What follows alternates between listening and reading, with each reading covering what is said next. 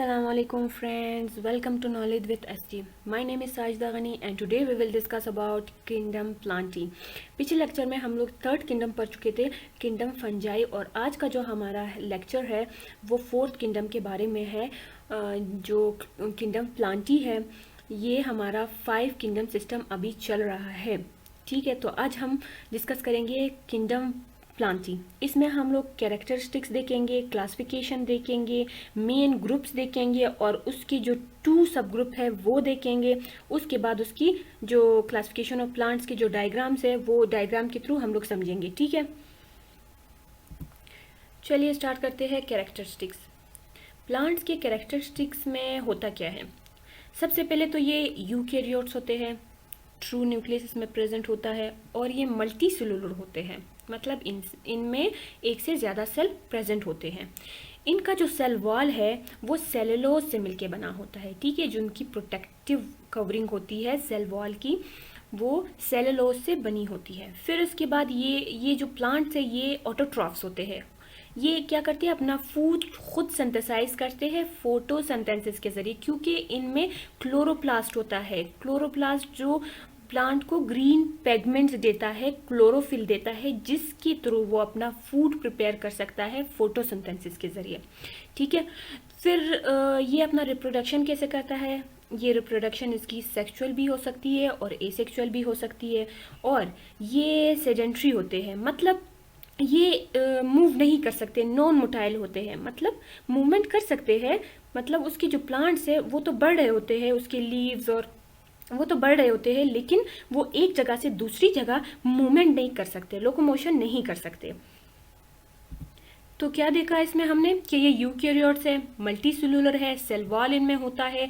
Cell wall अगर है तो वो सेलुलोज से मिल के बना होगा, और इसके अलावा अगर इसमें ट्रू न्यूक्लियस है तो इसमें मेम्ब्रेन बाउंडेड ऑर्गेनेलीज होंगी, ऑटोट्रॉफ्स होंगे, खुद अपना फूड प्रिपेयर करेंगे फोटोसिंथेसिस के जरिए, क्लोरोप्लास्ट होगा इनमें, सेक्सुअल जो रिप्रोडक्शन होगा और एसेक्सुअल दोनों इसमें होगा, सेडेंट्री होंगे मतलब मूवमेंट नहीं कर पाएंगे, नॉन मोटाइल होंगे।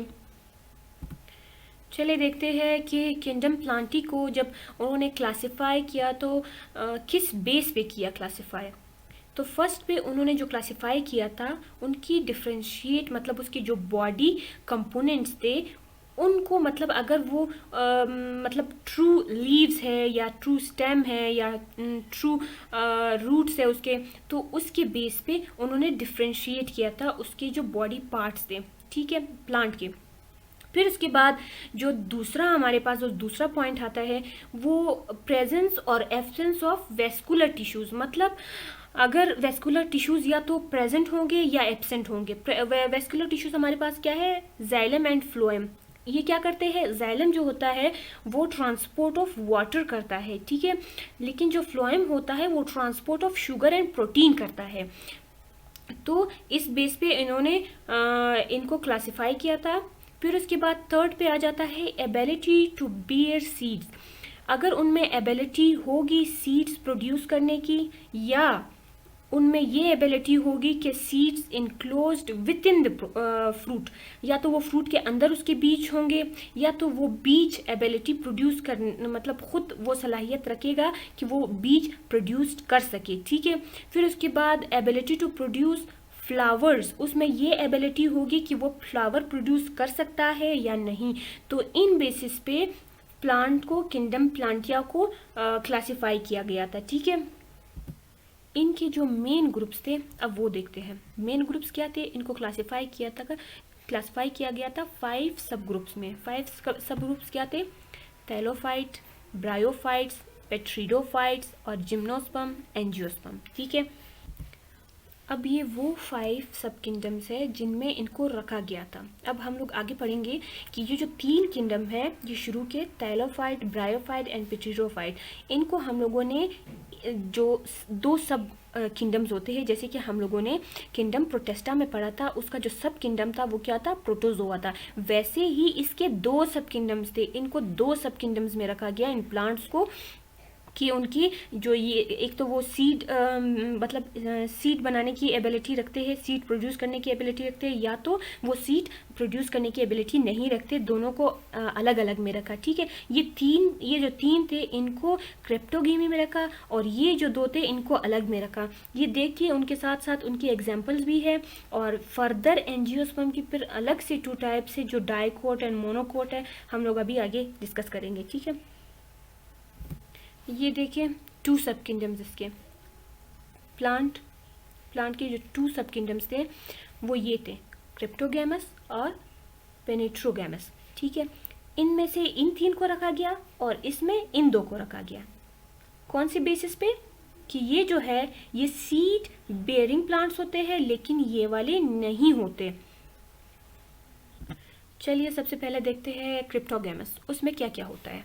ये देखें, जैसे हम लोगों ने कहा कि सीडलेस होंगे, मतलब वो सीड नहीं बनाएंगे। उसके अलावा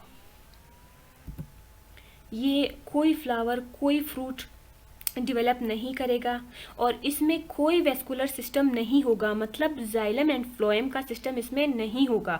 जो थैलोफाइट्स है वो थैलस लाइक उसका स्ट्रक्चर होगा। Do not differentiate into root, stem and leaves, इसके कोई डिफ्रेंशिएट मतलब नहीं होगा, इसके पास ट्रू रूट, स्टीम और लीव्स नहीं होंगे। इसके अलावा जो ब्रायोफाइट्स है उसकी बॉडी डिफ्रेंशिएट होगी, उसके लीव लाइक स्ट्रक्चर होगा, रेजोइड लाइक स्ट्रक्चर होगा, मतलब उसकी बॉडी डिफ्रेंशिएट हो सकेगी, मतलब उसके पास शायद ट्रू रूट एंड स्टीम और लीव्स हो।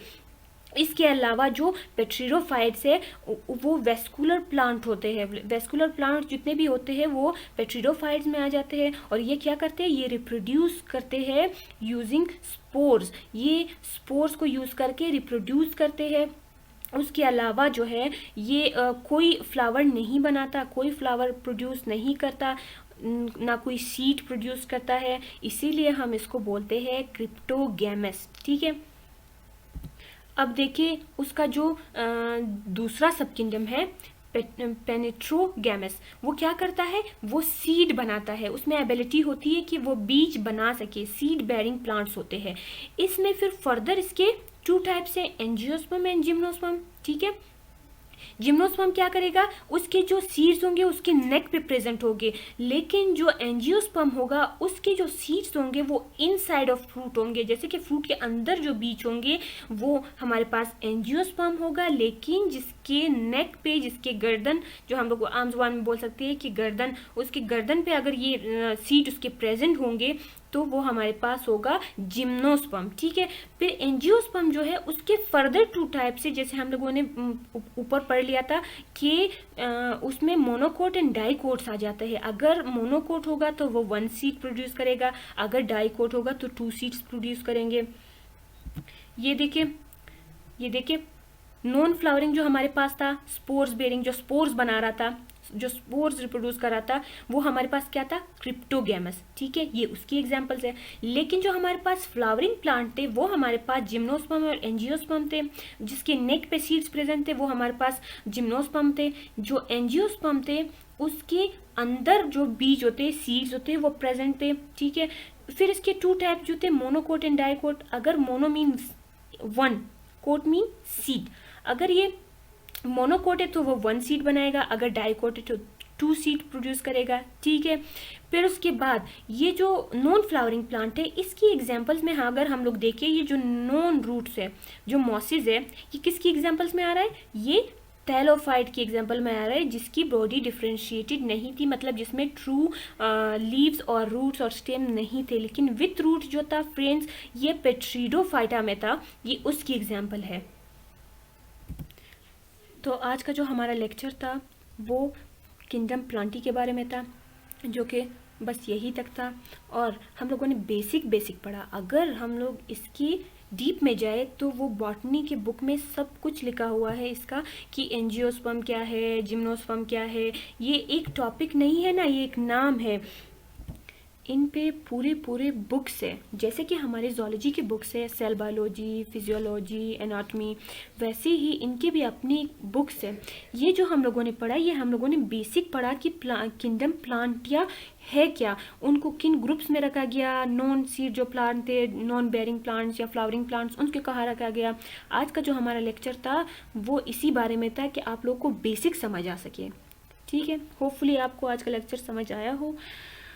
चलिए मिलते हैं नेक्स्ट वीडियो में, तब तक के लिए अल्लाह हाफिज़, थैंक यू।